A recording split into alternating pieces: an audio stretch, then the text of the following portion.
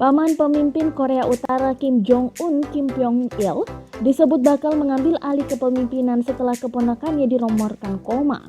Pada tahun ini, Kim begitu jarang tampil di depan publik, di mana sejak April, berbagai rumor mengenai kondisi kesehatannya bermunculan. The Daily NK yang mengutip sumber di intelijen Korea Selatan melaporkan Kim Pyong-il yang merupakan saudara tiri dari Kim Jong-il akan meneruskan kekuasaan. Pria 65 tahun itu diketahui merupakan segelintir anak dari pendiri Korea Utara Kim Il-sung yang masih hidup pada saat ini.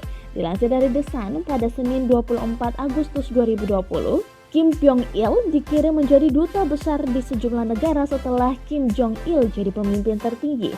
Diketahui paman dari Kim Jong-un itu menjadi perwakilan Korea Utara selama 4 dekade di negara seperti Finlandia, Polandia, dan Republik Ceko sebelum kembali pada tahun 2019.